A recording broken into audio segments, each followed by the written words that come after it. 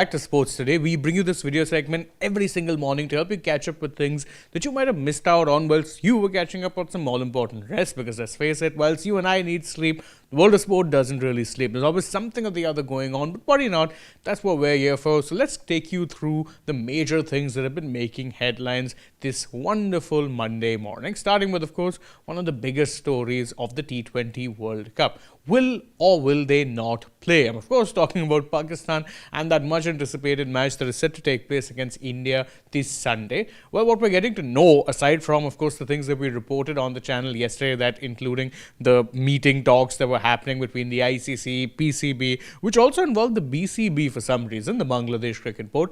What we are now getting to know, according to multiple reports, is that, well, Pakistan may very well take a final call on the boycott in about 24 hours. So stay tuned throughout today. You could very well be seeing whether or not Pakistan finally take that call of actually playing that game, or will they stay firm in their poise to boycott the match.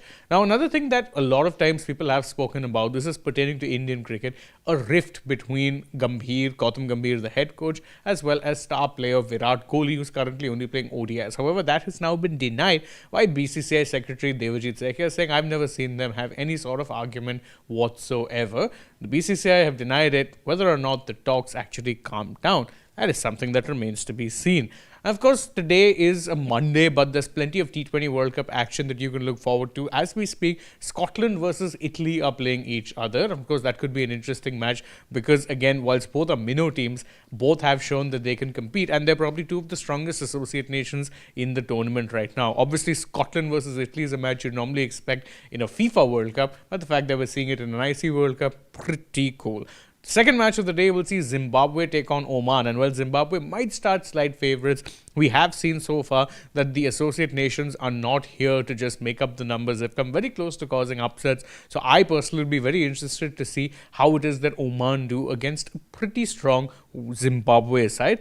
And of course, the last match of the day will see one of the title favourites in South Africa taking on Canada. Another minnow team, yes, but also again one team that has shown in the past that they can compete. So it'll be very interesting to see how it is that these three matches go about and whether or not we can clock any major upsets in today's edition of T20 World Cup matches. Switching our focus now from the world of cricket to the world of football. Well, there is a bit of chaos in the Indian football ecosystem. Stop me if you've heard that one before. But it pertains to two major things. The first is that the AIFF, the All Indian Football Federation, has called a meeting about multiple things. But one of the main things they want to talk about is a quote-unquote Churchill Brothers proposal.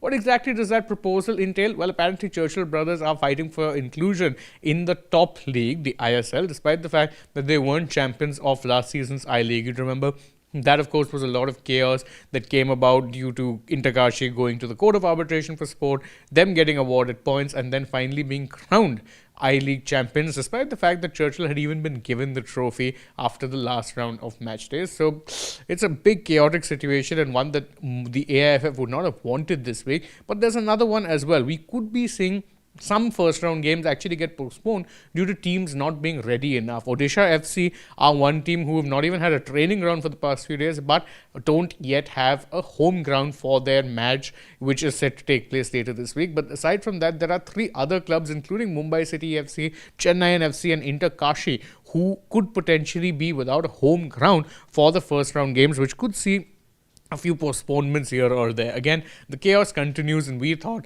that the announcement of the ISL and I-League actually taking place would bring an end to it. Apparently not. Couple more bits of news before we actually call it quits. Manchester City beat a 10-man Liverpool in somewhat controversial fashion, although that red card to Dominic Szoboszlai wouldn't have really hampered the game any which way. City were winning it, and the gap between them and Arsenal is now 6 points. Good news for Indian athletics fans. Tejaswin Shankar won the men's heptathlon event to clinch India's lone gold medal as they ended the Indoor Athletics Asian Championships with 5 medals in Tianjin. So congrats to Tejaswin Shankar, a good gold medal and the only one that India won in this event.